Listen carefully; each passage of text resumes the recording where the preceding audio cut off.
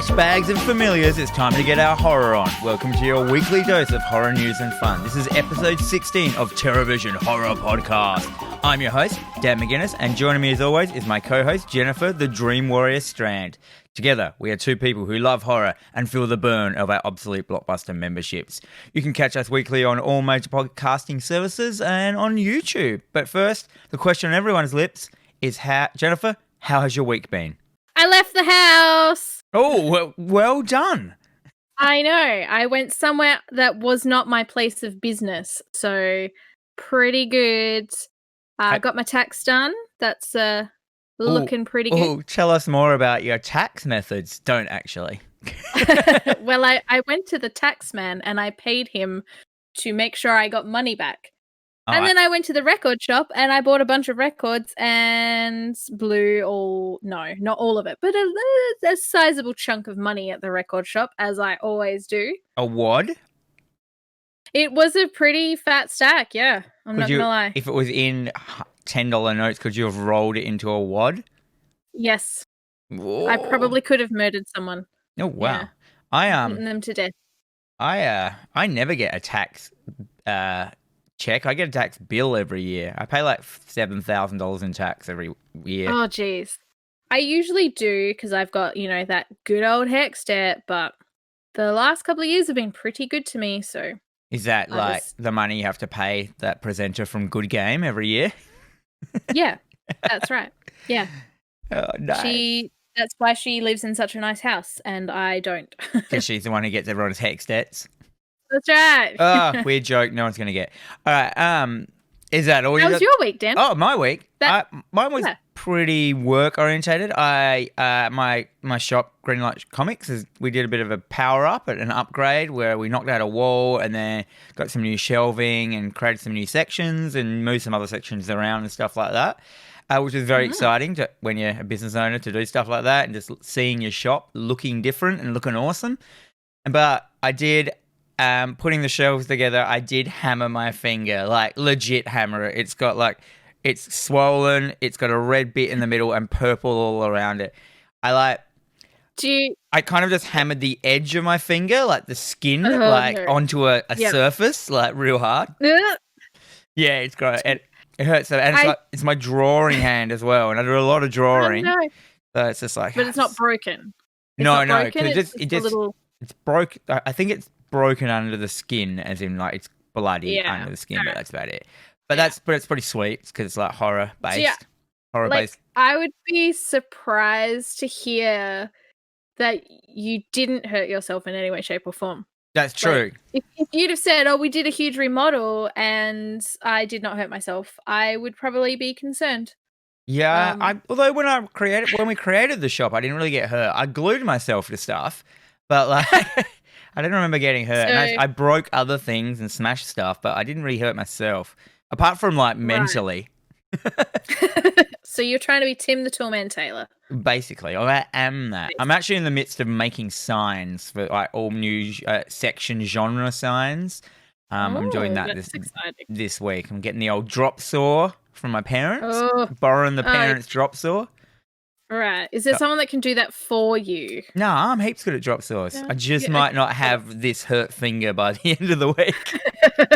You might not have a finger by the end of the week. Yeah, I just won't have... Yeah, at least, but I'll try and chop off the one that's hurt. Anyhow. I did see it, so it looks pretty good. Oh, you have seen it? I did. I saw the video that you posted on Facebook, but then I ducked my head in on my way out of work today just to see what it looks like. It looks pretty good. Yeah, I was really into that. So we did a stop motion. Is that what it's called? Time lapse. Yeah, time lapse. A time lapse of us making the shot. But then it stopped before the end because Ross rang my phone. And it stopped. Ross. And I didn't realize it stopped it because it just kind of went, I didn't answer. Yeah. But yeah, it just stopped hard. And it was really disappointing because I really wanted to see that last bit done in fastness. But as of now, it looks like it only took me 38 seconds to do the whole... Instead of all freaking day. Yeah. Anyhow, let's move on to our homework section. Are you ready? I am! Let's go! So every week, Jen and I set ourselves 3 horror movies to watch and then review them together the following week. Now, we have added in a new rating system because we were sick of just giving it stars or whatevers and stuff like that. So we created our own rating system now, which follows. I'm going to read this out once, maybe just once every episode. So the best of a movie, and I'm going to start from the bottom. So you can get an S rating, which is shit. you can get a W, which is whatever, boring, You can get a D, which stands for the Dan Special, so, a film that only I would love. You can get a J, which stands for the Jen Special, which is a movie that Jen would love, or only Jen would love. It's true. You can get a G, which is good for its time, but it hasn't really held up. And you can get a C, which is a classic that's worth a watch even now. You can get an F, which is fun and dumb. And very close to that, you can get a B, which is a beer and chicken wings group movie. And the best rating you get is an A, which is awesome and everyone should watch. So we will say those at the end of our we'll give our own ones, me and Jen, for each film, and we'll take it from there. It's just something we're trying out. I hope that's cool. I hope everyone agrees. If not, tell us on our Facebook or whatever. But first, so the first film we watched this week was Evil Dead 2, 1978, directed by Sam Raimi. 1987. What did I say, 78? 78. Oh, man, that's a full dyslexia moment. Just read them around the wrong way.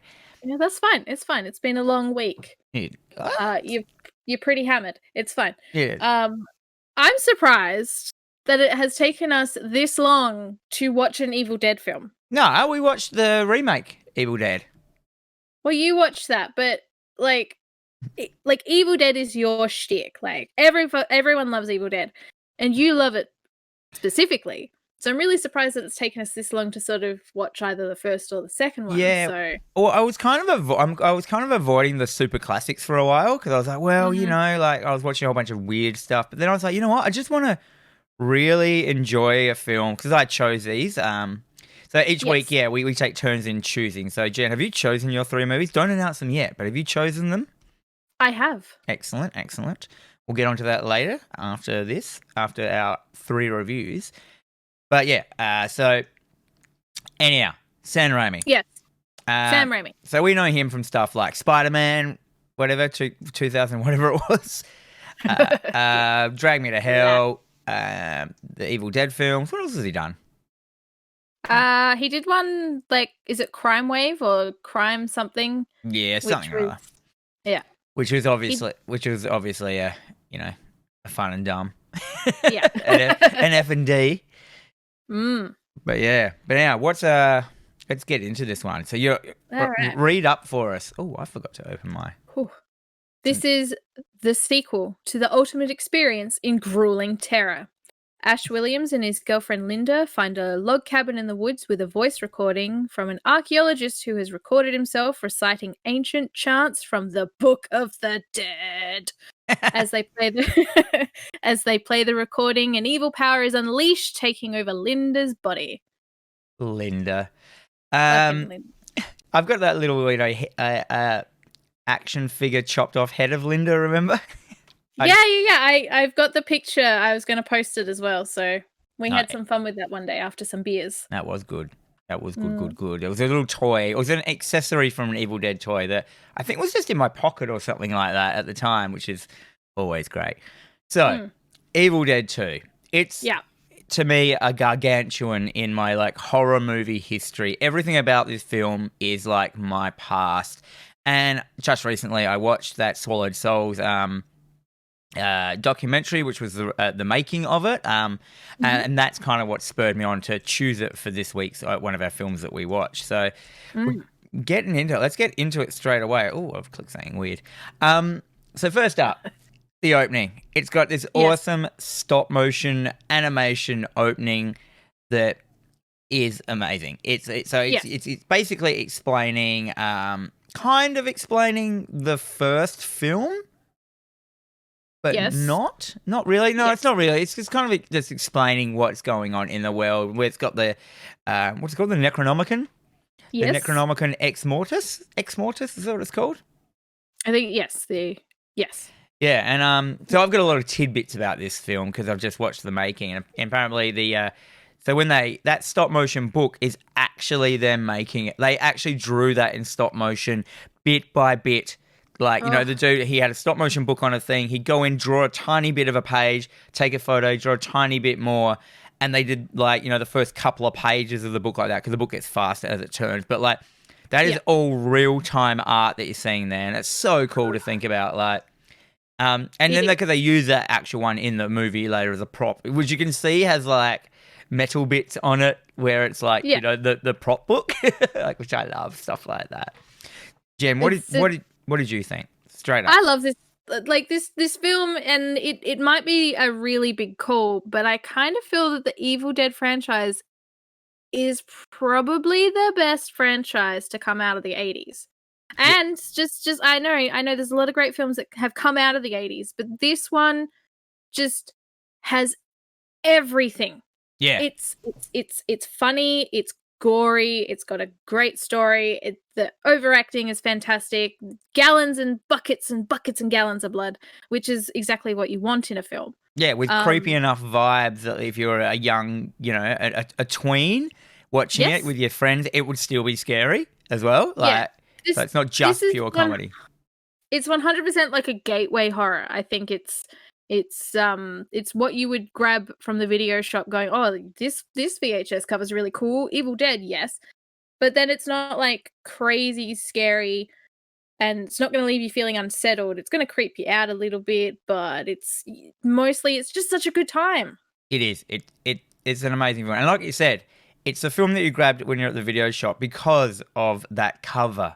That cover is so good. So I know I'm talking about the cover that has like the skull with the human eyes in it. Yes. This black cover, skull with human eyes, which looks weird. And just Evil Dead 2 written there in that like classic like writing, in the red writing. That to me is one of the most like standout video covers ever. I remember as a kid, like just seeing that and going, whoa. And I still own my original Evil Dead 2 poster that I got when I was a kid, which is like 19 years old. No, wait up. How long ago is that? It was in the, like, how long was the 90s? How long ago is that? 90, yeah.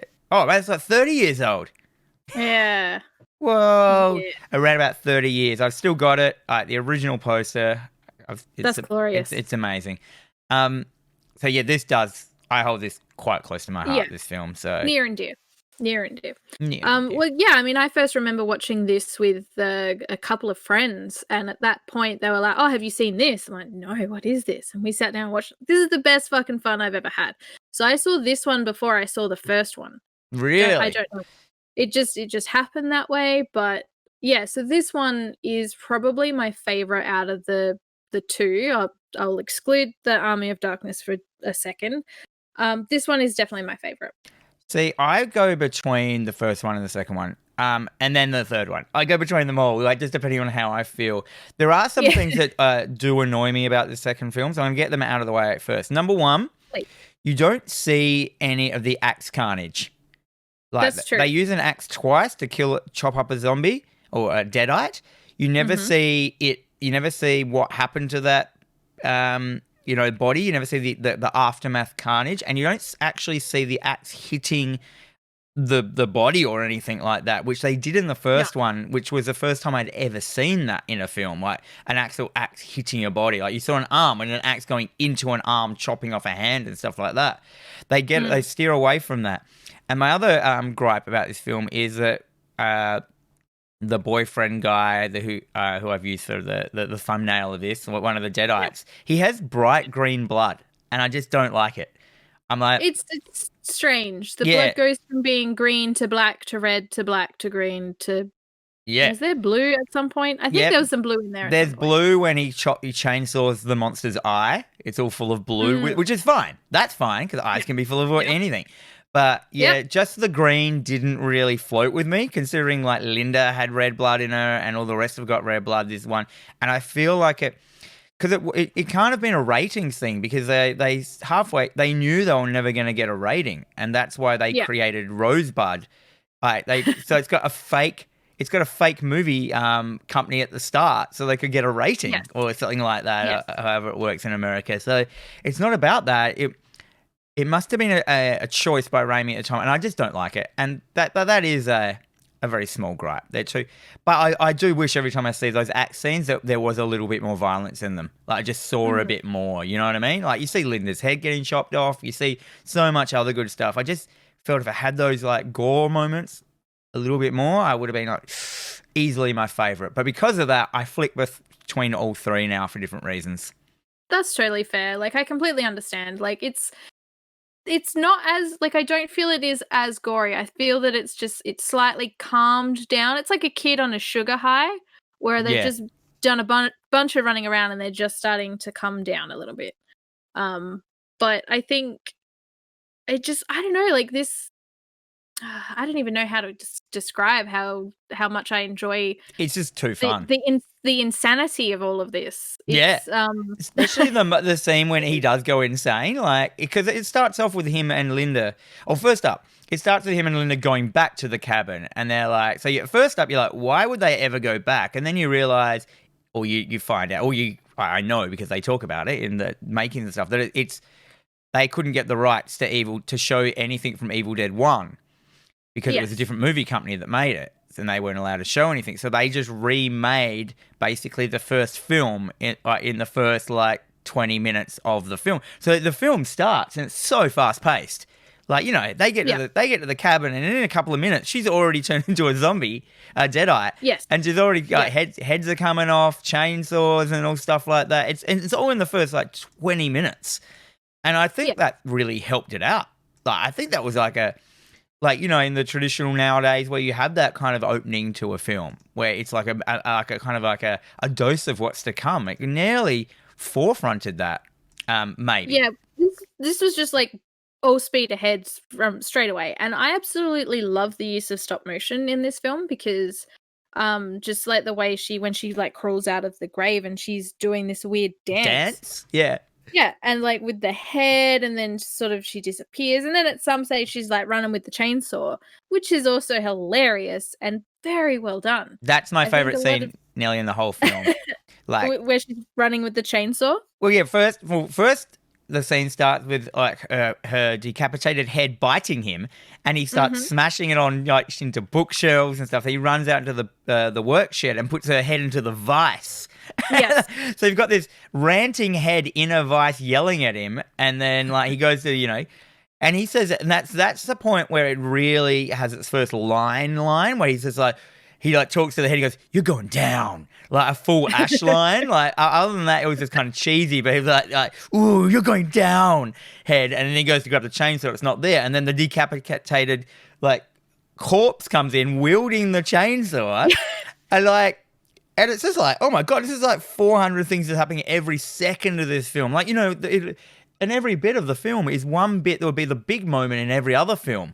But there's this constant of them. This is at the very start before it's even started, before even the rest of the characters have even reached the cabin.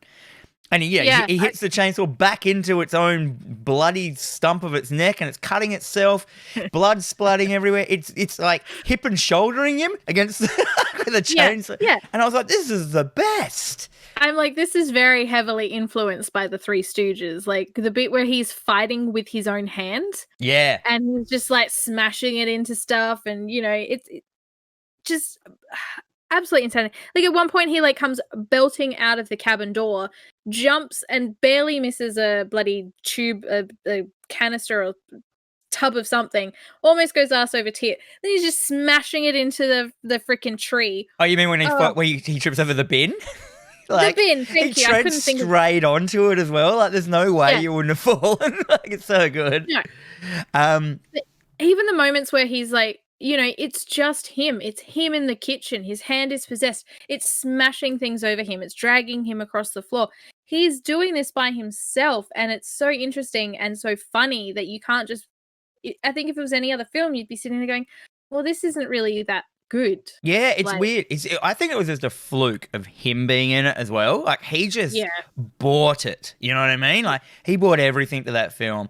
Just the sound of his voice. He was fit. You know what I mean? He wasn't it was just everything he did. And then the sounds. I wanted to get in the sounds of this film. Like so like the hand itself has this sound. You know, it's like it is like It's got a mind of its own. There's no reason. There's no way. Number one, it can make a sound. But I'm fine with that. Yes, yeah, you know, it's got an attitude. It gives him the finger. It like. Oh, I love it. And straight away, you got axes, you got chainsaws, you got shotguns, like all that kind of stuff. But then the sound. So it starts with like him just fighting Linda, and he beats Linda, and then there's nothing left. He beats the hand or whatever we think he has, and then he's just in the house, and then the house just starts fucking with him, basically. Like there's that laughing scene where everything starts laughing at him, and like I love that scene. Yeah, like and it's just so great. Like the deer alone, like I really want that deer. Yes. on my wall. And then he kind of goes mad for a second. Yes. Because you know you got like, and he starts laughing. Oh, but there's also the bit where we forgot to mention, which so the bit where it bridges the first film to the new film. So the end of Evil Dead 1, it ends with the evil, from the point of view of the evil, smashing through the house and hitting Ash, and presumably he died.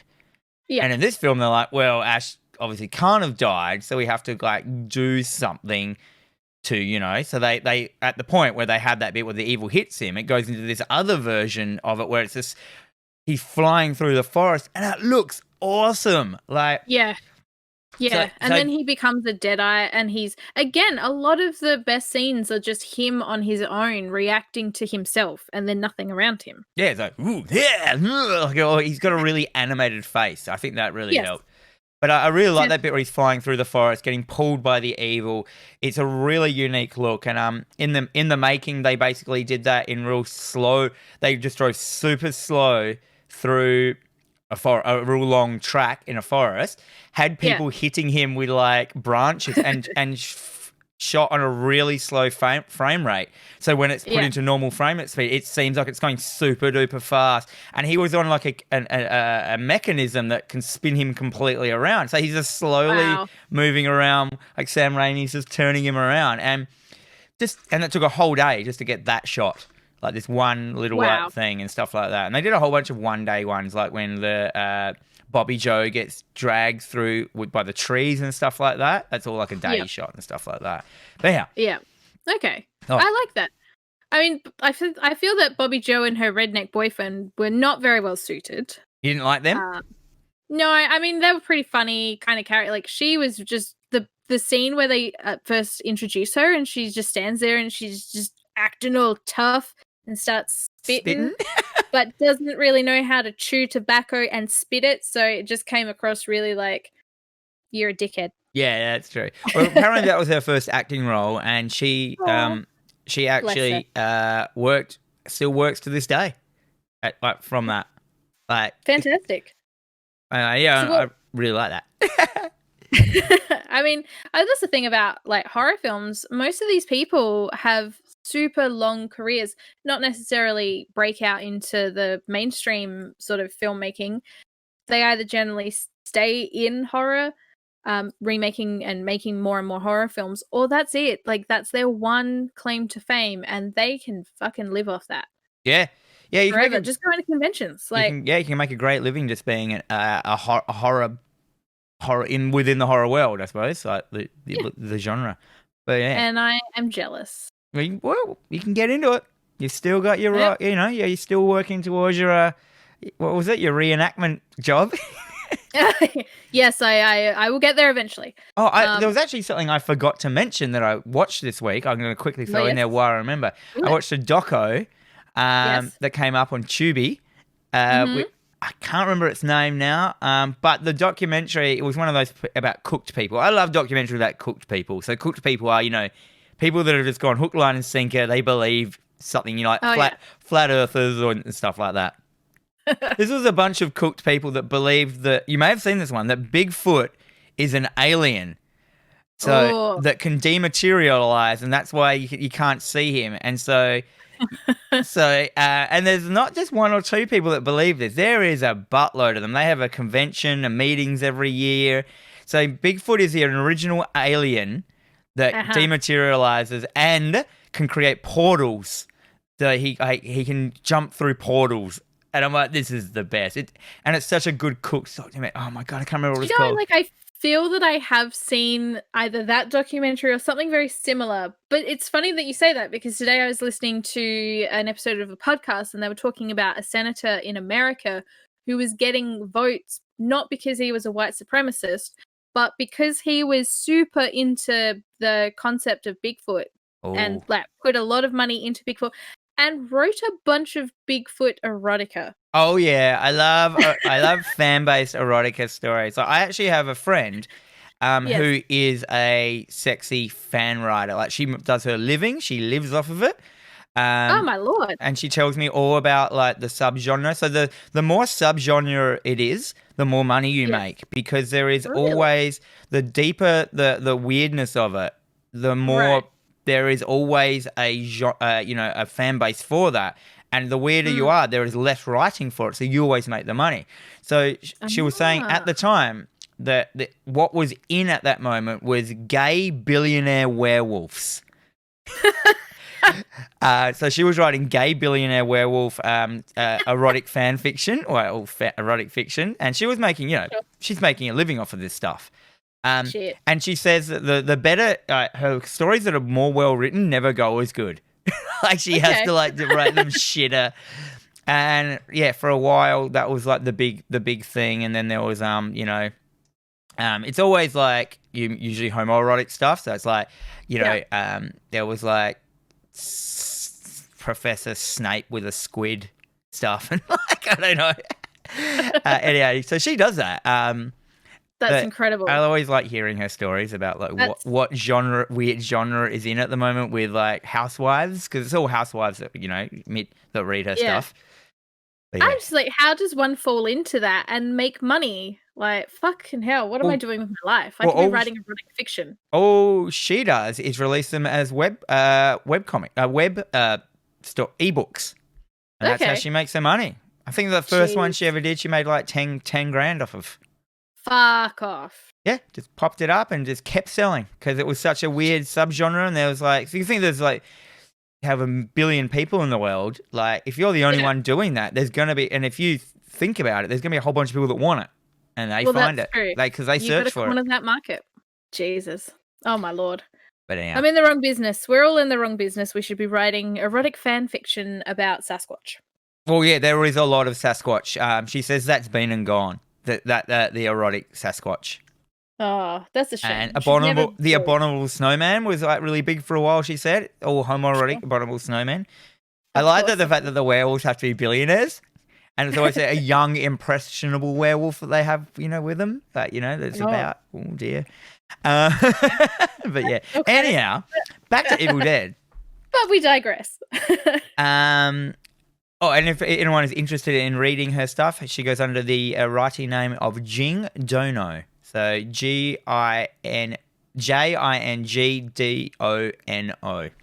So you can look up her stuff.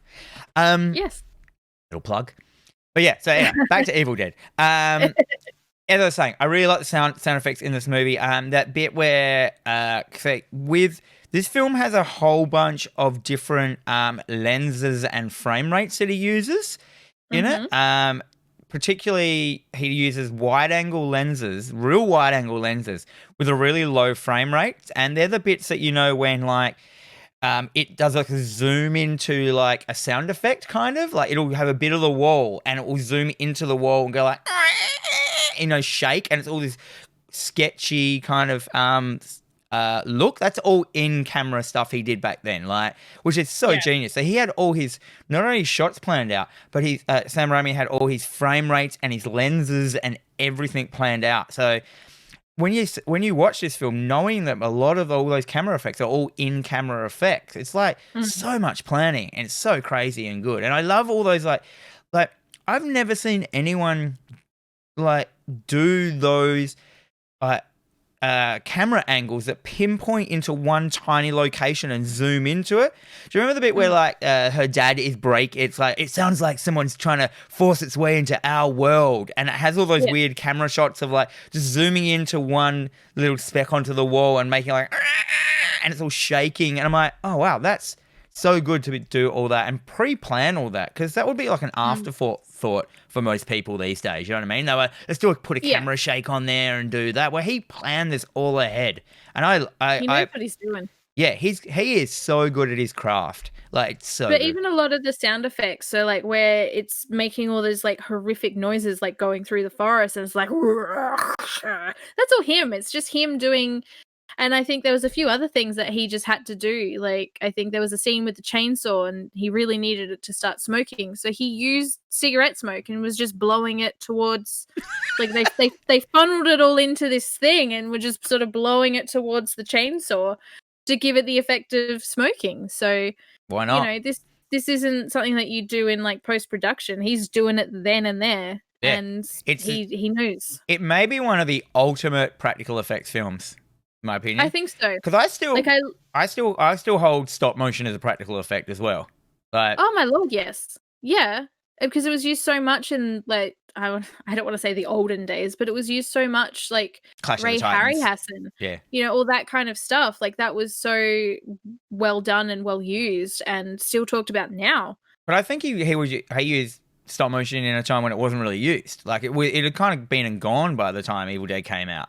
Well, yeah, because there was, you know, practical effects and there were other ways of doing it. I think he made the right choice to use it because it helped the film stand out even more than it already did. Well, because in the Evil Dead 1, they've got the bit where when he wins and they all kind of melt and like fall apart, and it's all that stop motion with the tongues lashing out around them and stuff. I still love that shot. Like, I always think about that all the time. Like, the mixture of all those practical effects into one effect is beautiful, beautiful. Anyway. We could keep going, but we've been talking about Evil Dead for half an hour now. Yeah. We got to move on. That's fine. I rate this film A for awesome, and everyone should watch it. What do you rate it, Jen? I rate it exactly the same. And even watching it last night, I hadn't seen it in a while, and I just there's like 3 or 4 instances where I was just like, "Oh my god, I love this film! This film is perfect!" And I'm getting the "Can you shut up, please?" Yeah, you're too excited. Yeah, no, I was doing exactly the same to my wife. Because it has like all the bits in it are the bits that you're waiting to happen in other films. Like, you're waiting for moments as good as Evil Dead 2 to happen in those other fun like horror films. But Evil Dead 2 just keeps delivering it constantly. Even like the giant face at the end when the evil manifests itself in the flesh. That looks great. Yeah. And like the tree arms come in and he chainsaws its eye and all the purple blue liquid comes out and just like yes. And more of course of that. he really coined that look of when he makes the chainsaw attached to his hand, and how he does that filmmaking of like just showing real quick, crisp sounding shots that all merge together so well into this real quick montage of like awesomeness. Like, yes, yeah, and that, I mean, Edgar Wright has taken that and he uses that in almost all of his films. So, you know, it is groovy.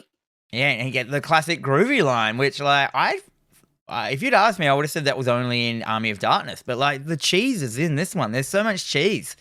Yeah, it's like it's a platter of cheese. It's amazing. Anyhow, we've already rated it. It's awesome.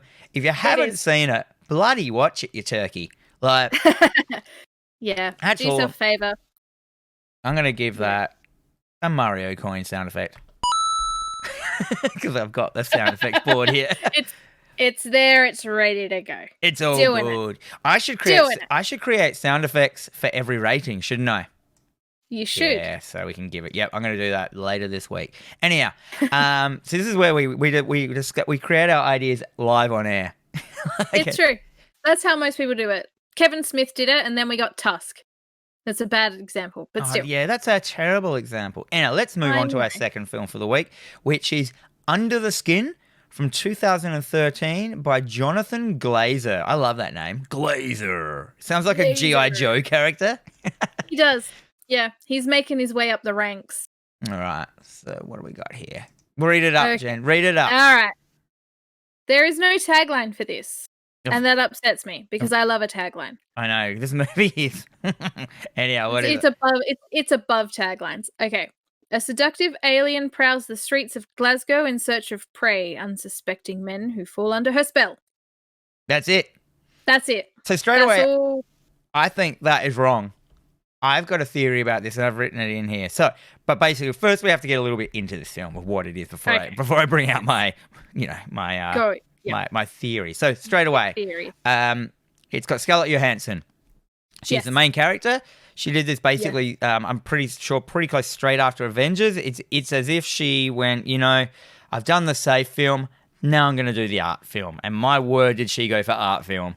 This is this is the most art film. This is a very me film as well. So, so this is like along the lines of stuff like Beyond the Black Rainbow, Naked Lunch, kind of. Not in the subject, but the filmmaking feeling and style. It's a super art film.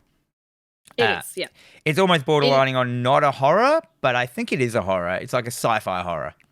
Yeah, look, it's a very conceptually artistic film. I feel, because like I was watching it at some point, and there were many points where I was watching and I was sort of questioning. I'm like, I don't think this is a horror.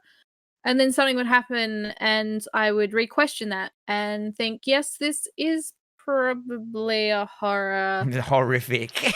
I mean, it left me feeling weird and horrible. So I really, really enjoy the opening of this film with all those just which eventually zooms out to be an eyeball, but it's got all those like patterns and stuff like that.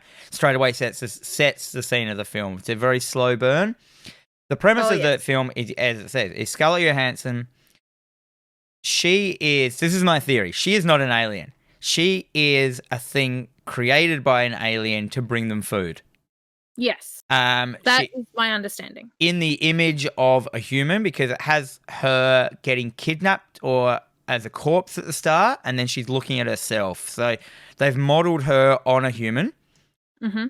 And send her out in the world, and she brings in, because they've made her sexy, because she's Scarlett Johansson, she has a limited program of talk that she can do to people, which is like ask them base questions. So she asks them stuff like, do you have a family? Do you have a girlfriend? Do you work around here? Do you live around here? And she's basically vetting them to how much they will be missed. Yeah. As in, because you don't want to cause a ruckus that you're kidnapping people. So she vets people on no girlfriend, no job, or they're not going to be missed for a while and stuff like that. But to me, at the end, I found her to be basically, like an anglerfish, how they have that little thing that things that saying. She is that. She is created to feed these aliens, and of course, it starts to go a little bit wrong when she realizes that kind of thing. Like she starts to develop some emotions, kinda. Yes. It starts with her having sympathy on someone. Yes. And lets one person go. And that's where it actually it all goes to shit. So, but do you want to talk a little bit about the interest of how it was all live bait, as in the people didn't know they were being filmed? I thought that was yes. So it was very interesting because you told me this before we watched it. So all of the men that were lured into the van by her character were not actually actors. They Jonathan Glazer had hidden cameras throughout the van and only informed them afterwards that they were in a movie, which... And then they decided whether they wanted to be in the movie and obviously, let...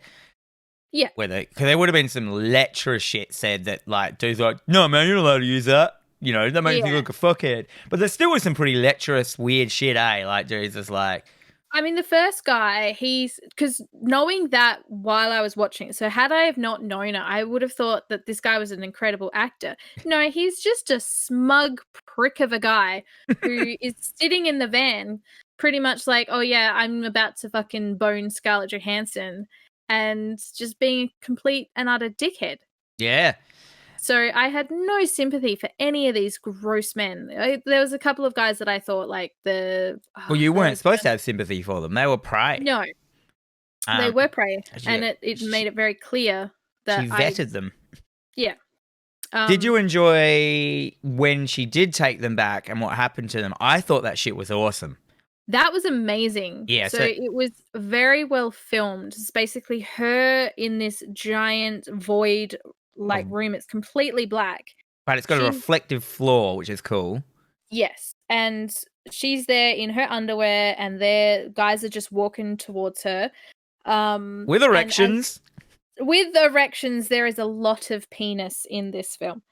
There is also a lot of Scarlett Johansson nudity in this film. I was actually shocked at some of the scenes, of how nude she is in this film. If you want to see every part of Scarlett Johansson, you can in this film. You can. Yes. A lot of times. So, I hate to say it as a male, but it's almost just worth watching it just for that. Look, I'm going to say it as the lesbian. It's definitely worth watching just for that. It's crazy, isn't it? We can both be disgusting and gross together in saying that. Because, I was like, oh my God. Actually, there were a few points during the film where I'm like, I don't think I can keep watching this. I need to turn it off and come back to it later. And then she would just be naked, and I'm like, or I'll sit back down. Pretty much. So she's in this void room, and they're walking towards her, and as they're walking, they just start sinking into this floor, and it's kind of like this liquid that just engulfs them. It kind of just keeps them down there alive. Yeah. But it must eat at them. And then how good is that scene when you see the guy get completely eaten? Yes, it just poof, he's just gone. He's a flesh bag. It's like the American Beauty bag floating around. Yeah. And I'm pretty sure, I'm not 100% sure, but all this film is practical effects. I don't think there's much it's like that was a real thing. Like that was a bag that I think the air was just pulled all out of it. And it's shocking. Amazing. It's shocking because you're just like, oh, his skin's kind of gone all gross from being in the liquid for so long, and then he suddenly implodes. And I was like, oh. There were. The beach scene. Yes, I was about to bring that up. That I think is one of the most brutal scenes I've ever seen in a film. I thought it was real. Hey, I thought they had just stumbled across something. So it's basically she stalks a surfer. Mm-hmm. And then within the background, there's a family. There's a husband, a wife, a dog, and a baby. And they're at the beach. And it's cold. Mm-hmm. It's set in Glasgow. We should have mentioned that. The whole thing is set in Glasgow. So it's all the light in it is very blue. And because, it all looks like it's early morning because Glasgow is a very, cold, rainy place. And they're at this beach, and the dog's swimming, and you can see the dog gets caught into a rip. I hated it. And the wife just runs out to try and get the dog, and she swims out, and she gets caught in the rip. And you're seeing this, and it looks real because you can see that dog in that rip. Hey, you can see it not moving, and then you see the dog get taken under, and you're like, oh fuck! And you're watching it all from a distance, from like her view. So she's just watching it. She doesn't care because she's not programmed to care. She's on a mission. Yeah, and the surfer runs over, and then the husband runs in, and then to save the wife, but then he starts to get ripped. She gets taken. The surfer gets in, but he's a good swimmer. He can pull the husband out. The husband then gets pulled out, runs straight back in there because he's so delirious and panic. He runs straight back into the water, and then Scarlett Johansson comes over and hits the surfer over the back of the head with a rock, and she's like, "Cool, I got my prey." Yeah. The thing that got me is, and then the last shot is her dragging him off the beach, and the little baby is just sitting there panicked. I know. On the beach by itself, looking around. And this baby generally was panicked. Because it didn't know what was going on because it's a baby. It's a baby old enough to sit up, cry, look around and realize its parents isn't there. The thing that got me is then it goes back to the beach later on in the night and the baby is still sitting there panicked. Oh, and I kind of thought... I felt sick. I don't like things that happen to animals and babies. And the fact that the guy, so there's a motorcyclist that sort of goes around, obviously like cleaning up after her. Yeah, so she's the aliens. He's a handler or something that deals with the prey, the people that bring in the prey. You don't know, and I love that you don't know, but it's kind of obvious, but you don't know. Yeah. So it was absolutely and utterly heartbreaking because I kind of thought that this personality, these feelings are starting to come through. I thought that for a second she had informed the handler and he was going to go do something about it. And he's walking back to the beach and there's stuff like strewn along the beach. and the baby's still sitting there. It is dark. The baby is crying, and he just walks over, and I'm like, oh, thank God, the baby. And it just picks up the towel, and he turns around and walks away, leaving the baby. Yeah, leaving, like, taking the evidence away that, like, she was there. That's all he went there for. Like, that's exactly. And so that baby is just gonna die. It's gonna die of exposure. Or get hit, like, wave. Well, they mention it. I think that, because they mention it later on. You hear it on the radio that the whole family went missing. So the baby, the tide must have come in and has taken the baby, and it's just like, fuck. And that was truly powerful. I was like, and there was no violence. There was like, it was shot from kind of a distance. No soundtrack either. There was nothing. It was very voyeurism, like very voyeurish. Yeah. Like I was like. I showed that to my wife, and she was appalled. Why did you show that to your wife? I know. No, Dad, stop. Never. Yeah, it was heartbreaking. It was so distressing. So there you go. There's your horror aspect, because I did feel horrible after that. Yeah, it was horrific, that scene. It was. Oh my God. But there was more horrific scenes as well, like the bit when she realizes she doesn't actually have a vagina. Well, I would be horrified too. Yeah, I know. That was kind of like a little bit funny though, because you know, just how it panned out, like how she moved and how quickly she moved. This movie really, to me, felt like a Jim Jarmusch film, like his arty ones, like Limits of Control. Have you ever seen that? I haven't seen. It's just like it's just about like a dude in a suit going around. It's shot in black and white. It's not his early film either. He did it like after, some of his recent films. And he's just walking around with a suitcase, and he just sits, like, goes on the bus, and then someone will talk to him, and you'll hear the person's conversation. He'll move on, and it's just that's all it is. It doesn't make any sense. It kind of had that kind of vibe to it, but it had more of a story here, and a story. And then it has that ending. Jesus. Oh my God. It's he goes down to 1,000% at the ending, like. I was like, oh shit, oh shit, oh shit, oh shit, credits. And I'm going to say, I thought it was a pretty powerful ending. I thought it didn't need any more.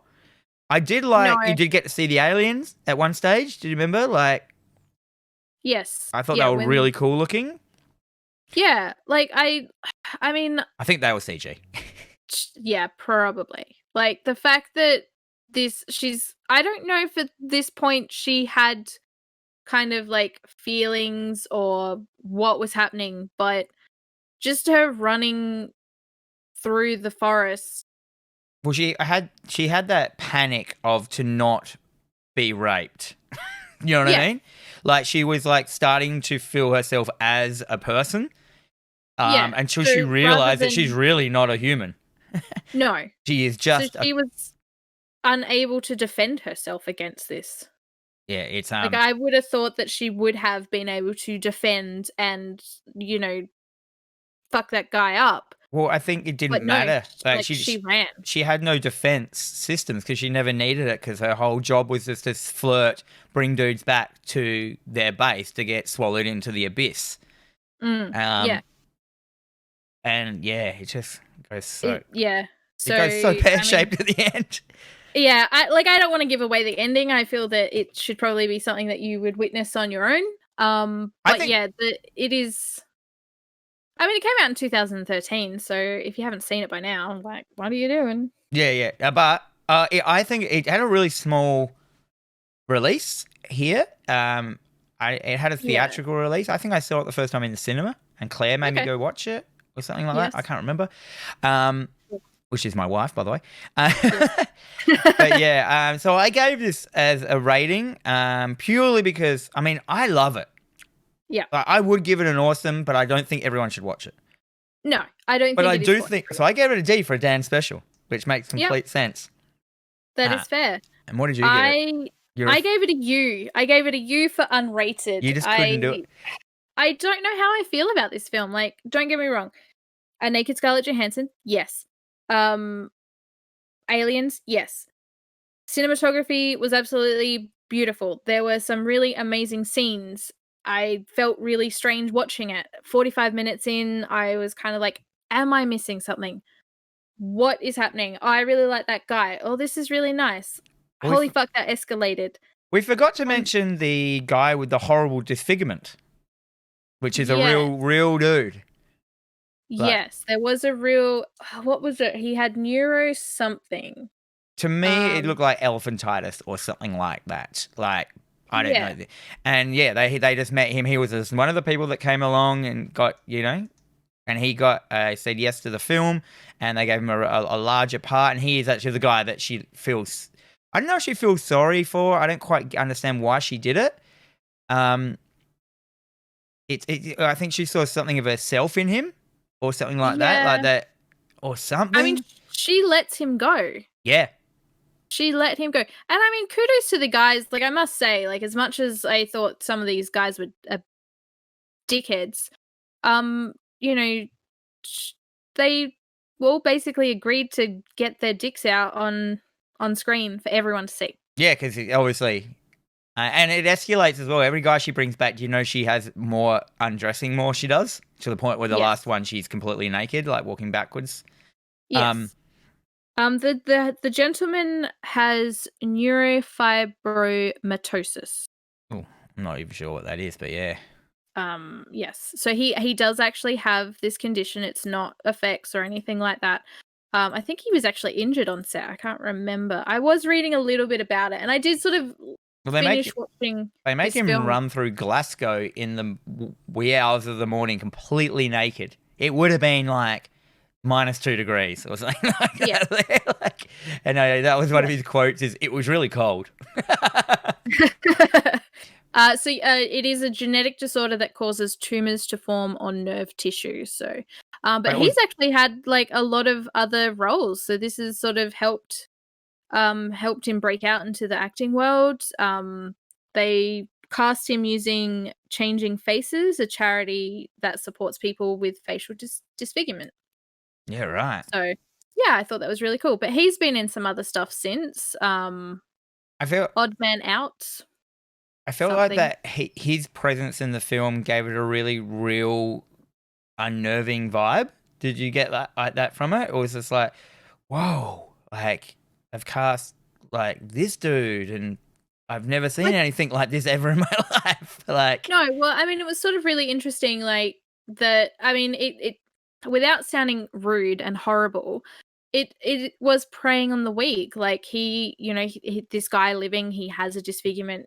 She's talking to him and he has no friends. He's got there's no one around him. And even when the motorcyclist came to break into his house and like clear it all out, the neighbor was standing there watching and just did nothing. Yeah. So he is someone that would not be missed from society, and I think that's probably why they chucked it in there. And I think that it's probably good because then it's not your just basic, somewhat hunky chab white man being taken. So okay, So I say everyone, if you're a fan of film, as in the craft of film, you should definitely watch this film. Definitely. But if you're a fan of, like, say, our first film, Evil Dead, it's probably not for you. Do not watch it.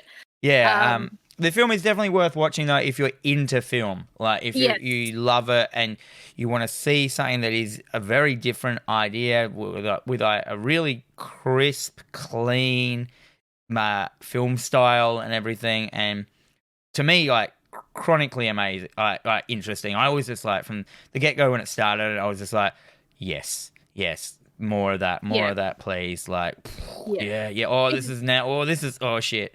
Oh, dear. And then, oh, I feel bad. Oh, I feel worse. Oh, what do I feel? Oh, shit, it's over. Yeah, you don't really come away from, like, this film is not fun, and you do not come away feeling any kind of sense of achievement or reconcile or anything like that. But it would be something that would be taught at a university level, I think. Yeah, it's like, definitely. That's how I felt when I read Watchmen. I don't really get that, but I'm sure someone else does. All right, so let's move on to our third film. Okay. All right. So what do we got? We got The Ring from The Ring from 2002. This is the American remake by Gore Verbinski. Yes. Gore. Gore. His first name's Gore, and he made a horror film. It's really funny because Gore Verbinski, like in my mind, I'm like, oh yeah, he's like some fantastic, like big name director. And he's really not. He did the Pirates of the Caribbean films, and then he's done a bunch of music videos for like the Dead Kennedys or some punk bands. I'm like, oh well, that's pretty cool. Yeah, yeah. But in my mind, I'm thinking he's this better, like, big name director. Yeah. I don't know. I don't That's know. just me. What? So it stars Naomi Watts. It does. We'll take her. She's one of us. We will. She is. And so is Martin Henderson. Well, he's from New Zealand, but we'll take him anyway. Yeah, we always do that. Foot Rot Flats, Martin Henderson. Lord of the Rings. They're all Australian. They're not. All right. Fine. So do the synopsis. Yeah. All right. This does have a tagline, people. I love it. Before you die, you see. Good. It sounded like just another urban legend, a videotape filled with nightmarish images leading to a phone call foretelling the viewer's death in exactly 7 days. As a newspaper reporter, Rachel Keller was naturally skeptical of the story until 4 teenagers all met with mysterious deaths exactly 1 week after watching just such a tape. Allowing her investigative curiosity get the better of her, Rachel tracks down the video and watches it.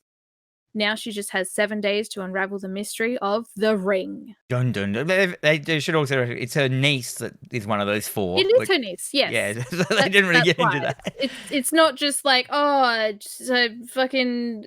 yeah, no. There's a reason that brings her to the fold.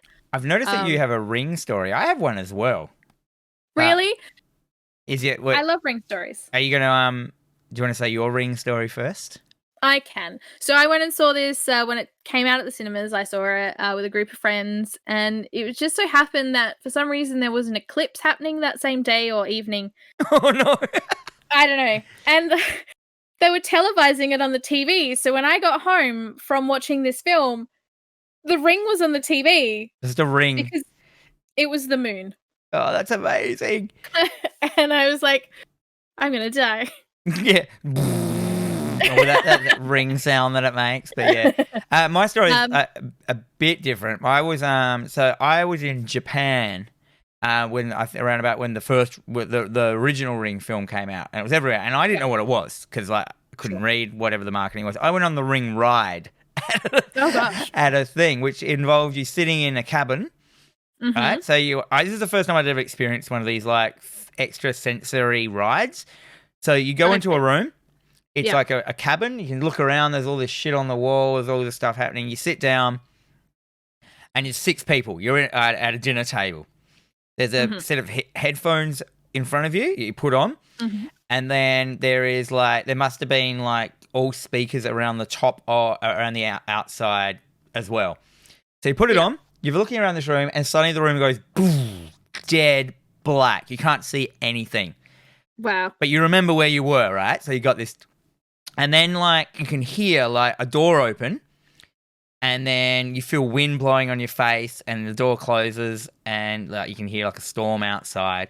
And then a person walks around you. You can hear them walking around you in a 3D space because it can go into your earphones and around the room. And so they can come in really close to you and speak. Like, and they you can hear, I could hear them they're sharpening knives and walking around you. Oh. And then, like, they'll come right into your ear, and suddenly your chair will get pulled out because everything is on, like, you know, like, mechanical in the room. And then there'll be, like, every now and then, there'll be, like, there's, like, a window at the end, like a fake window that had, and then a lightning flash would flash every now and then. And you just see everyone for a second in the room, and everyone's kind of, like, shit scared, you know, like, crouching down in their chair. And I couldn't understand what the person was saying. It was all in Japanese, which I think made it worse. And it might have been really cheesy. And there was like a thing at the start that said, like, if you get too scared, take your headphones off and put your head on the table.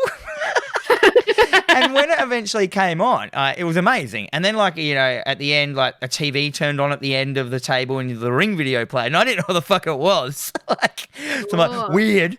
And and some other shit. You shit your pants.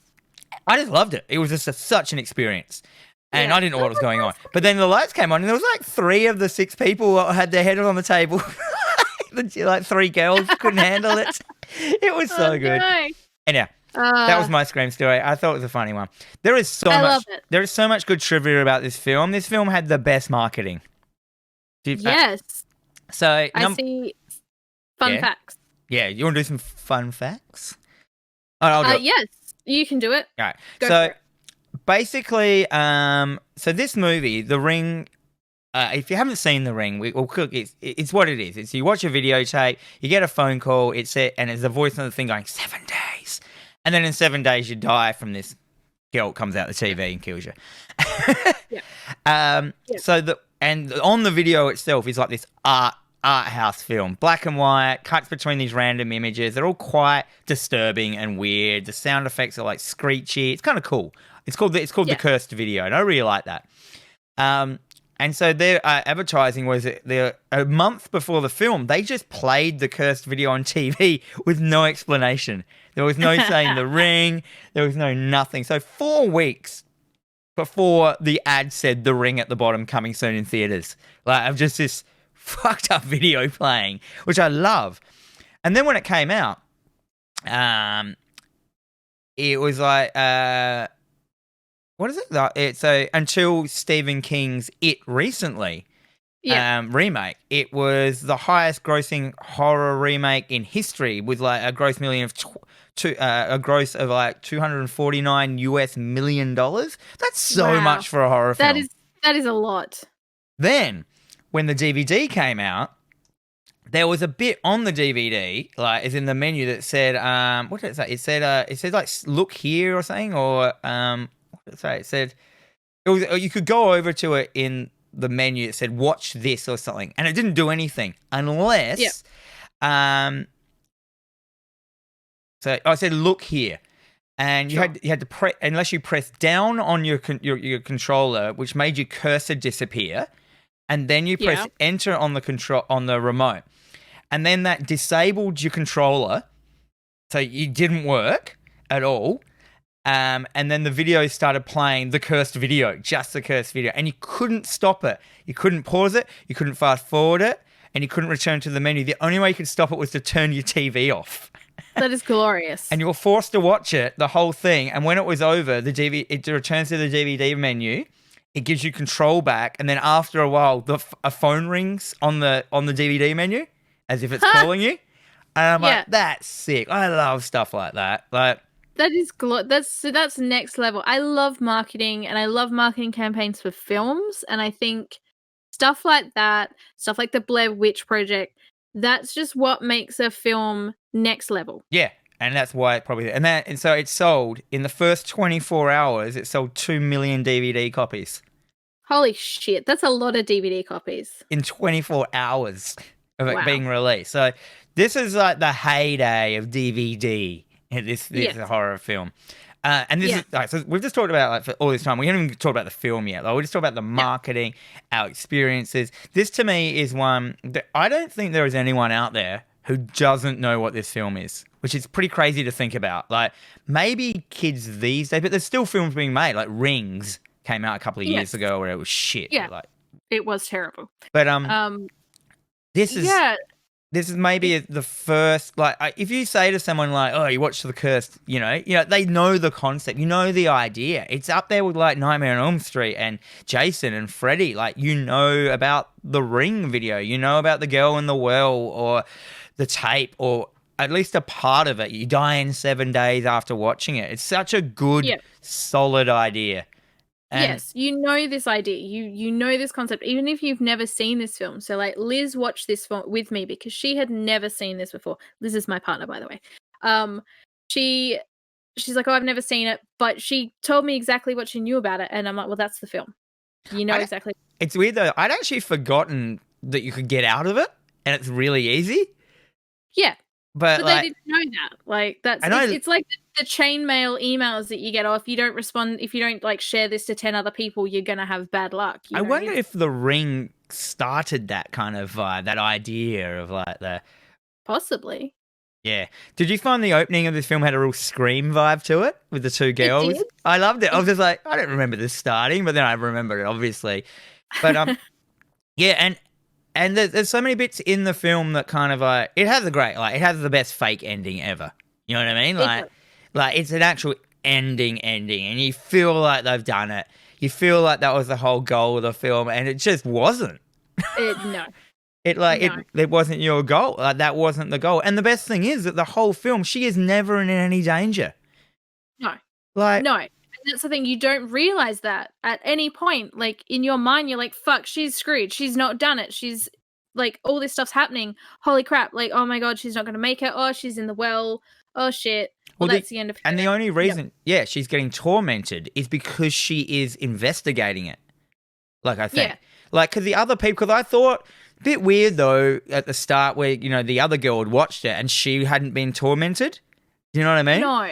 And I thought, they watched it. Yeah, but they didn't get tormented. Why? Like, she wasn't, at the end of her tether with all this weird shit happening to her.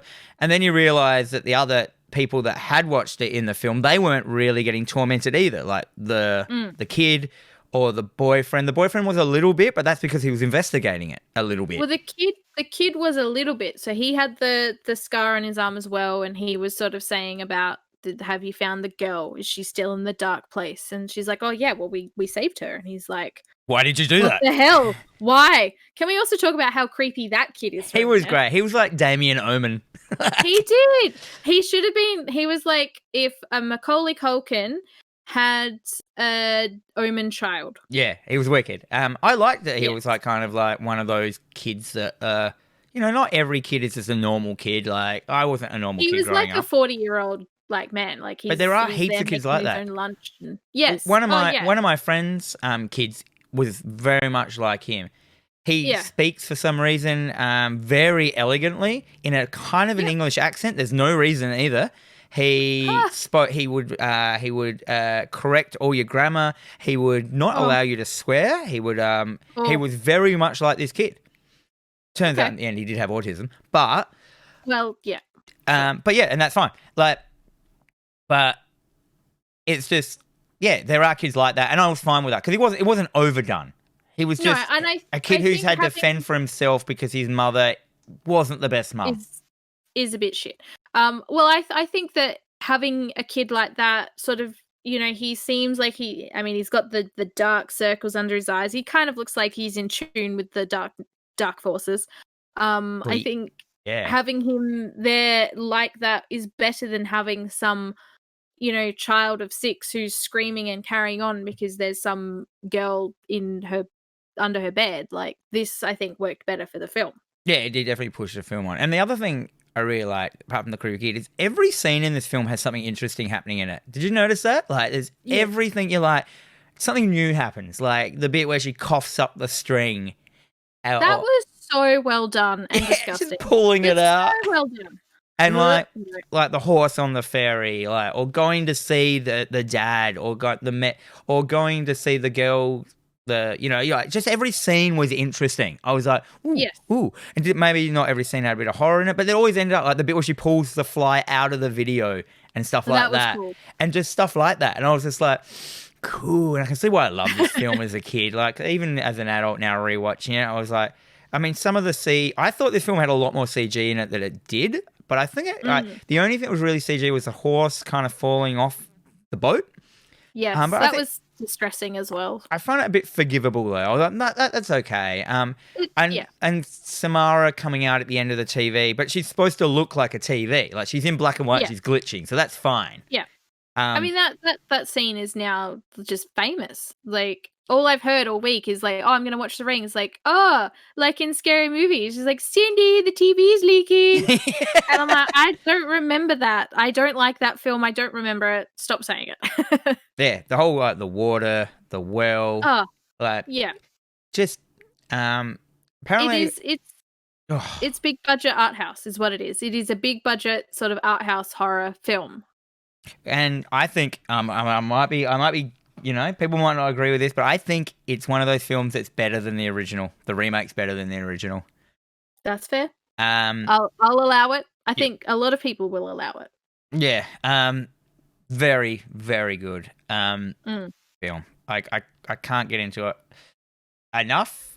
And oh man, like, there's so many scenes. Like, there's every part of this film is worth a beautiful watch. I rated it A for awesome. Everyone should watch. What did you? Yes, I gave it a C. It's a classic that's worth a watch. But I mean that goes between A for awesome and C for classic because, it is I hadn't seen it in a while, and it was really good to revisit it. Yeah. Like there's so much that I didn't. Every time I watch it, I'm like, oh yeah, there's like a majority of this film that happens on an island, and I Yeah. never remember that. Yeah. Because you always remember those, like, you remember the kid watching the video and her, like, freaking out. And then you remember Samara coming out of the TV. Like, at some point, I didn't even remember that they had gone to a cabin. And then I saw the cabin and I'm like, oh, that's how you get fucked. That's how you get possessed. You've gone to that cabin. That is a cabin in a designed woods for possession. Yeah. So, and the film itself is very wet. Have you noticed? Every scene was raining. it was very wet. It was very but blue. It was very blue. Yes. Yeah, very blue. I think they did that on purpose. It's just to feel cold the whole time. Like there's nothing warm about this film, apart from the burning tree. That's right. And I think I'm not. So the word Samara is like, I think it's Japanese for like burning tree or something like that, or burning fruit or something like they took it as in like. It's not that. I don't know what it is. Someone can correct me, but I'm just remembering this off the top of my head. Some of the stuff that's not in my notes. Yeah, that's fair. Yeah. Oh man. Yeah. This is definitely worth revisiting. If you haven't seen it for a while, like just get on it. Go give it a watch. It's like $9 to buy. It's also streaming on Stan, so you just check it out on Stan. Yeah, check it out. Yeah. That's what I did. Yeah, same. Yeah, and I was surprised at how much I re-enjoyed this film. I thought I was going to be like, oh, it's dated. Oh, no, it's stupid. But no, it's still... You did say that, yeah. Yeah, it holds up as good as any horror film now. Like, I always compare modern horror films to, like, Relic for some reason. Like, we watched the other day. Like, that's the best like we've got to offer kind of, like, in the lower budget or whatever. But well, someone had said the other day that it felt like Relic. It felt like they were watching Relic. I'm like, okay, it's a completely different concept, but yeah, sure. If that's how you feel, I'm okay with it. Let's move on straight on to horror news. Yes, each week me and Jen take you through the horror news you need to know about. Welcome to Horror News. You're getting better. I love it. I know. I know I'm getting better. You like secretly like, okay, and you're practicing in the mirror at night? Oh, every night. Every night. I love it. Oh, three stories this week. What do we got? 3 stories, but let's start out with Scream Watch 2020 because a lot of fucking shit has happened. Yay, Scream Watch 2020. There was an article that had popped up and 4 people tagged me in it as well. It turns out that David Arquette is responsible for the terrible haircut Courtney Cox had in Scream 3. And I just love that so many people think of me when they think of that. So that's really nice. What did she have in Scream 3? Oh, she's got really bad, like, it's like a child who cuts their fringe. Did he do it? I don't think he did it, but he's responsible for it. So. Okay. Yes. But, so for those of you who are Scream Watch 2020, they have just recently signed on Jenna Ortega, who was just recently in the You Season 2 TV the U2. U2. So she's just signed on, as well as Melissa Barrera. Now, I don't know who these people are because I am old and I don't know who all these young actors and actresses are. You're not 11-teen? I am not 11-teen. So Jenna's a Disney kid. Sure. I think. One of them's a Disney kid. Yeah, she's in a bunch of Disney things. She was in Disney Stuck in the Middle from 2016 to 18. So yeah, she was in like Richie Rich, stuff like that. Okay. So yeah, that's the reason why you don't know who she is, because like she's not for us. Yeah. And the other girl is Melissa Barrella. She's just an actress. Yes. She's done a whole bunch of like serious a Mexican actress and singer. Okay. I'm okay with that. Been in a whole bunch of Mexican films. They have both signed on for Scream 5. So that means that we have Courtney Cox, David Arquette, Jenna Ortega, Melissa Barrera, And no Nev Campbell. Neve. What is going on? Neve. Yeah, that is disturbing because I think unless it's Jenna or Tenga is the Neve kind of replacement. I'm not okay with it. Bring her back. Where is she? I think they're teasing us. I think they're making us wait, and they'll be like, "Oh, surprise!" She'll be the last announcement. Like that is a good like marketing ploy. Cause she's probably has signed on, and it's like they have to stay hush hush about it.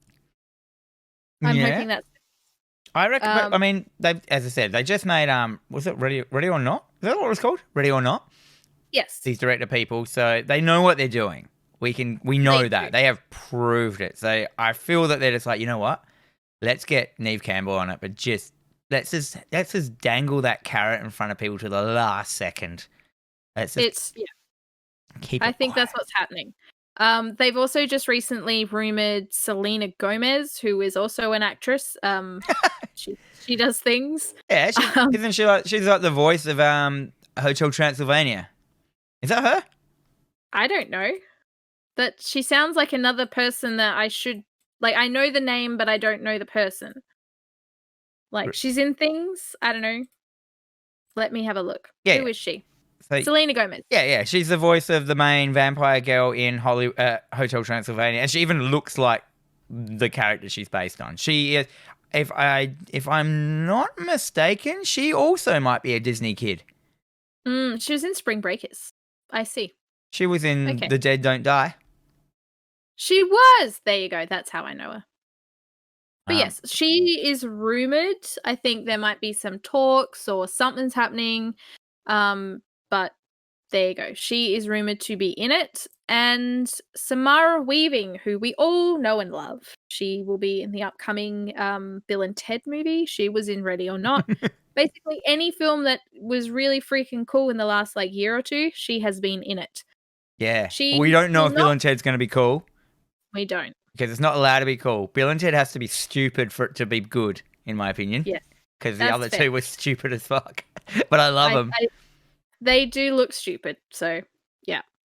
Samara Weaving has a lot of scheduling conflicts, so she will not be in Scream 5. So I think they've had a chat with her, and they just can't work it out. Which then leads me to state, fucking work it out, because Samara Weaving should be in everything. Yeah. Figure it out. She should be. She was great. She was. She's great in everything. The Babysitter is another great film. That's a Netflix original. She was really, really good in that. Netflix OG! So yes, Scream Watch 2020.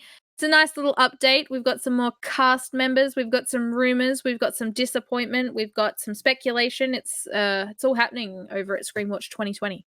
Yeah, well, that's it. That's all a Scream Watch needs, really. That's probably the best Scream Watch we've ever had. It's true. Scream. And I really I want to make t-shirts. Scream Watch 2020. That wouldn't be hard. What's your next story? Okay, so it looks like The Exorcist, Morgan Creek has reportedly in development for a new reboot. Oh dear. For The Exorcist. And I did post this on the Facebook the other day, and we had an overwhelming response of fuck no, God no, this is not going to happen, leave it alone. And I think there is now an online petition to stop this from happening. Really? That's weird. But the weird thing about The Exorcist is, right, if you watch it now, it still feels really modern. It doesn't and do you know what it is? It's the swearing. The swearing in that film is 20 years before its time. Oh, definitely. The shit she says in that film is just oh my God. You know, I don't know if we should say it. Oh, well, I've been swearing the whole way through this film. So. Yeah, but it's the concepts of they use the C word. I don't like using the C. Your mother sucks cocks in hell. Shit like that. Yeah, it's pretty brutal. I feel that there are so many, I am not opposed to remakes, but I do feel that there are certain films that should not be touched. They are off limits. No go. Like when they remade The Shining. Yeah. which is on my list of things to watch. So we might end up doing an episode on that at some point. Yeah, nice. Maybe. We'll see. Well, the thing is with The Exorcist, right, is it's full on, right? And reboots or always want to up the original. But to tell you the truth, I don't want any more that was in that film. You know what I mean? Like, I don't want to see more of them have to try and outdo that, because it'll just get to the point of bloody being Possessor, that film.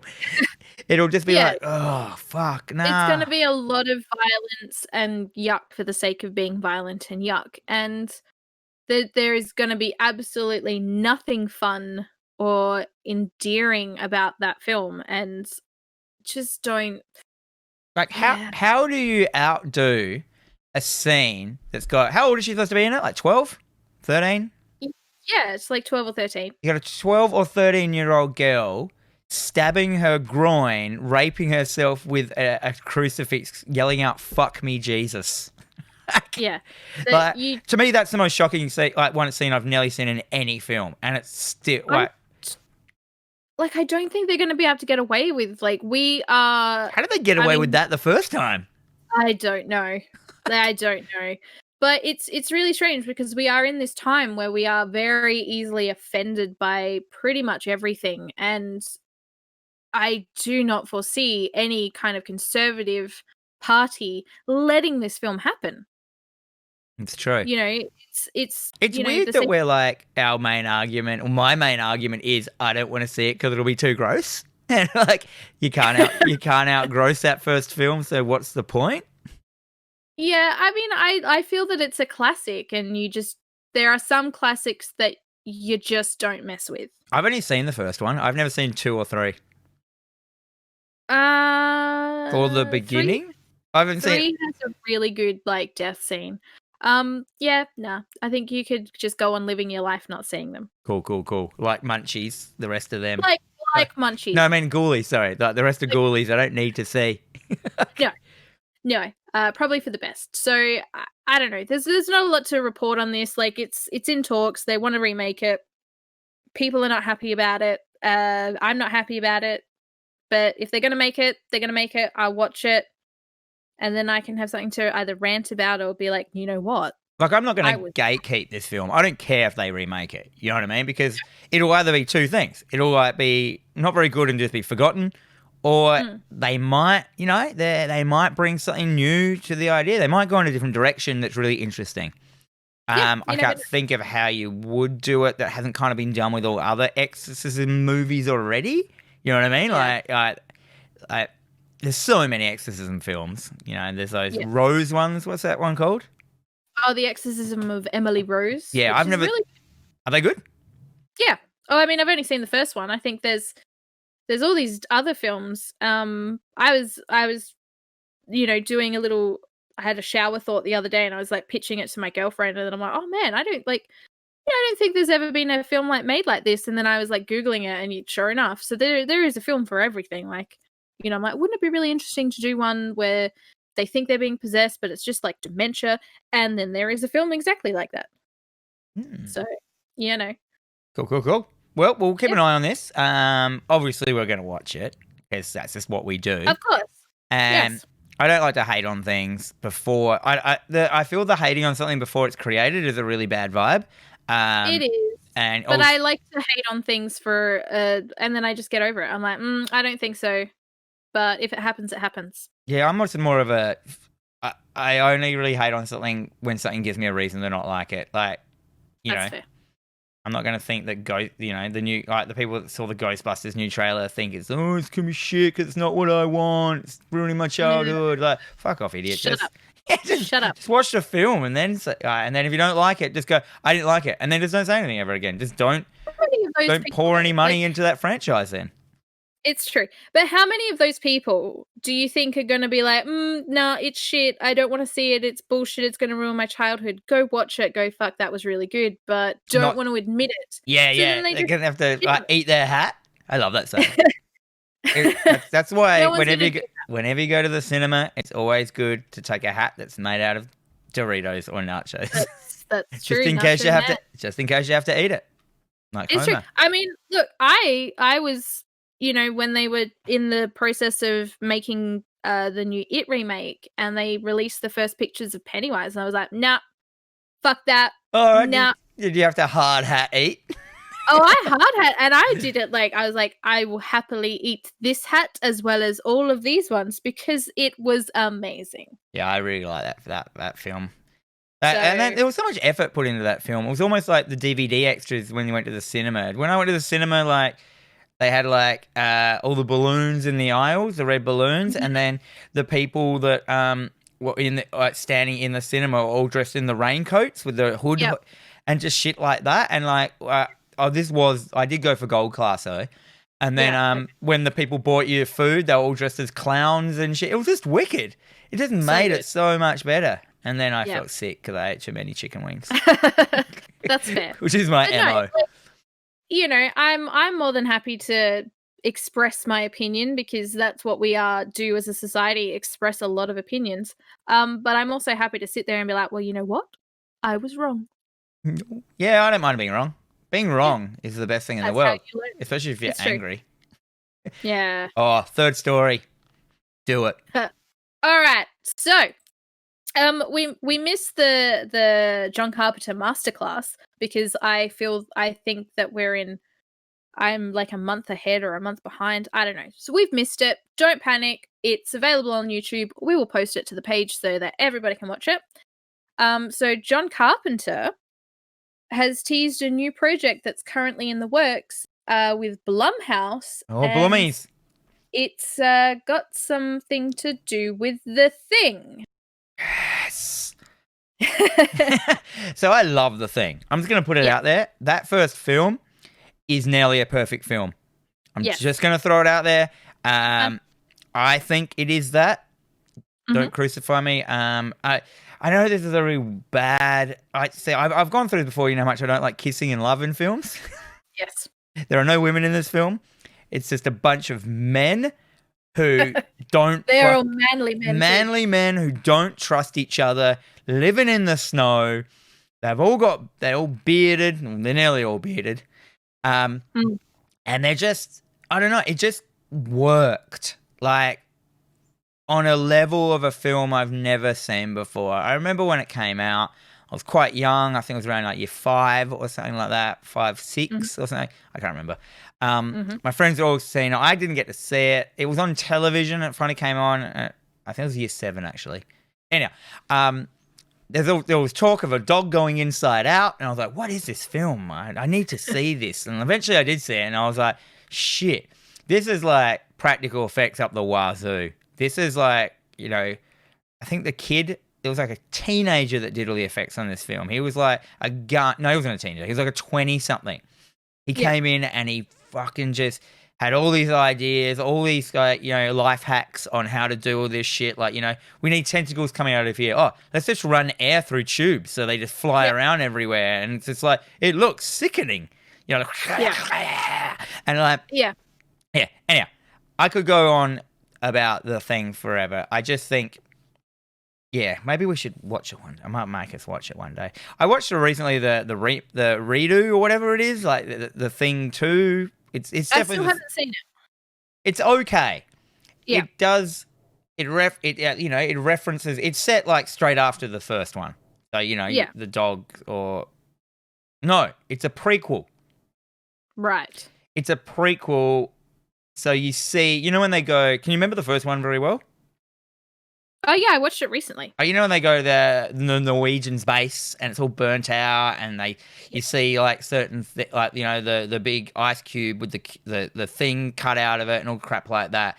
That is all in there. It's all getting to that. So they remake that whole base in the film. It all makes sense. It's all great. It's just the scenes themselves are over CG'd, and just some of them don't make it. You know what I mean? I'm like, nah. Yeah. It can't exist. This film can't exist kind of on its own. It's relying on the first film so too much. If that's the thing. Even though it is a sequel, which all sequels do, is rely on the first film. But they bring a lady into it, and I know I'm not trying to be sexist or anything like that, but like I suppose I am just being 100% sexist, which I try not That's to fine. be, but like, I don't know. It just had a different feeling. It was like it felt like Mimic. Do you remember Mimic? Oh, I remember Mimic. It, Yeah. it had that vibe of being Mimic more than being a Okay. Thing film. Do you know when it's like the bunch of people, they've all got a role to play within the film's story, where the Thing Yeah. was just a bunch of dudes together and this thing was happening. They didn't all need to be there. They didn't all Yeah. bring anything to the table. Like, one wasn't a scientist, one wasn't an expert in weapons, one wasn't, you know what I mean? Like, they were just a Yeah. bunch of dudes. And one had a computer that was black and worked out equations or some shit. Anyhow. But yeah. So, whew. Yeah. Well, there you go. So You what are they love doing? the Thing. No, that's fine. I mean, so there is earlier in the year it was announced that a film adaptation of Frozen Hell was in the works, which was an expanded version of a novella called Who Goes There? Well, that was which, what the Thing was based on. Yeah. So that was an announcement, but John Carpenter stated in this masterclass the other day, he's like, I think he's going to be working on The Thing, rebooting The Thing. I may be involved with that, maybe down the road. Ooh. So we've got some teasing. I think, I mean, this isn't the first rodeo Jason Blum and John Carpenter have done. Mhm. You know, they sort of collaborated with the Halloween reboot, which was great. Yeah, it was fun. I loved it. Looking forward to the next one.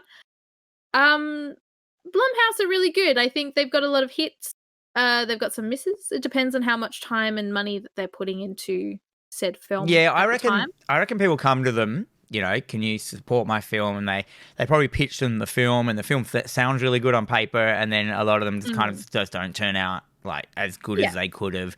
And it's not because not Blum or Blum's fault. It's just, you know, certain directors, certain editors, certain filming things might have not come together. And I reckon every film starts off with 100% of them going, this could be great. You know what I mean? Like, they don't go, oh, let's just make a shit one. Yeah. Well, that's every film. It's like, this is the film that we set out to make, and this is the film that we've got. It's one of two things. Yeah. But hey. So yeah, I'm pretty excited for whatever he's got working and cooking and anything. I still want to track down the documentary he did about synthwave. I think he. Oh, that'd be good, wouldn't it? He loves his synthwave. Yeah, he does. He's really good at it too. So yeah, that'll be very interesting, and we'll see how that plans out over the next few months or years or whatever it may be. They're working on a bunch of other stuff at the moment. So at the moment it's pretty loose on. Yeah, there's not much to know about. Yeah. There is in this the Bloody Disgusting article that we're talking about here. There is a link to the Fantasia 2020 John Carpenter masterclass thing in there. We should share that on. I will definitely. I'll put that up on Facebook. And they talk about it. This thing that we're talking about now, the thing is 27 minutes in. They mention it, so you can check that out. Yeah, I'm just definitely keen to watch this because John Carpenter is he's just a crotchety old man now, and he's lent into that real good. Like, I love it. He's just like, I don't fucking care. You don't like it? I don't fucking care. Yeah, you don't like my film? Fuck you. Get off my grass. I'm just gonna go make some bloody synthwave. I'm gonna go press one key just over and over again. Well, he does it well, so yeah, he does. You know, he's good. It's all good. All right, so that's the end of news. What is your future homeworks that you're gonna set me, Jennifer? Okay, so I put a little bit of thought into this. Just a little bit, or a lot? Just a little bit. We're going to watch a selection of films from the 90s. Nice. You're starting off well. Nice, yes. So we are going to be watching Leprechaun. Oh, fuck. Yeah. Where's me gold? We will also be watching Wishmaster. Oh, I haven't seen that. Neither have I. I haven't seen Leprechaun since I was a kid as well. So yeah, I haven't seen it since I was a teen. So yeah, this will be a nice little rewatch. And to just that little cherry on the cake, we're going to watch Texas Chainsaw Massacre: The New Beginning, which stars. Wait, is that the second one? Actually, No. is it The New Beginning or The Next Generation? I think it's The Next Generation. So it's got Renee Zellweger and Matthew McConaughey. Oh, really? Yes. Sorry. Yes. And the Texas Chainsaw Massacre: Next Generation. Oh, Next Generation. Next It's Generation. like Degrassi. Yes. Yes. I've not seen this one before, but it is always talked about. So, yes, I feel that these are a selection of films that, yes, we shall see. Oh, I just wrote it down into my. I said to write them down, otherwise I'll forget them. Oh, that's I've written fair. Wishmaster, Texas Chainsaw Generation, spelt wrong, and then Lepo. Oh, mate, all Lepo. right. All right, you can play us out. Oh, yes. So you have been listening to Terrorvision Horror Podcast with Dan and Jennifer. Our podcast is on all streaming services. Please star rate, leave a comment, follow us. Anything that you can do to help us branch out just that little bit extra. Tell your mum, tell your sister, your brother, I don't know, co-workers. We are on SoundCloud, Stitcher, Spotify, iTunes, iHeartRadio, YouTube. Follow, thumbs up, all the things. All the comments. Leave us a comment. Leave us a comment telling us what we do our 3 films. Tell us what your favorite film was out of the 3. Yeah, like we have Facebook, and you guys are really great on Facebook. There's a lot of interaction, which is fantastic. We do have an Instagram, so if you want to go follow us over there, it is at Terrorvision Pod. You can tag us and stuff. I like horror memes. I don't know why. Send me your horror memes. You can email us at terrorvisionpod@gmail.com. Let us know if you want us to watch something specific, if you want to discuss something, if you want to tell us we're shit. Just send us a message. So thank you very much. Dan, do you have anything to plug? Yeah, so if you've enjoyed what you've heard today with me talking, doesn't make any sense, go over to Hack the Dino Gaming, which is a YouTube channel which I'm part of, with Braden Dixon, Floppy Starek, and Ben Rosenthal. It is a pure video game YouTube channel. So go over there, check it out. We do, we talk about games. It's a video games and news show, which is done live every second Friday, and then through that week it is reposted up. So it's live on Twitch and then reposted up onto YouTube through the week. So go over there, check it out, do a follow, do whatever. And with that, that's the end of our show. And until next week, may all your dreams be nightmares.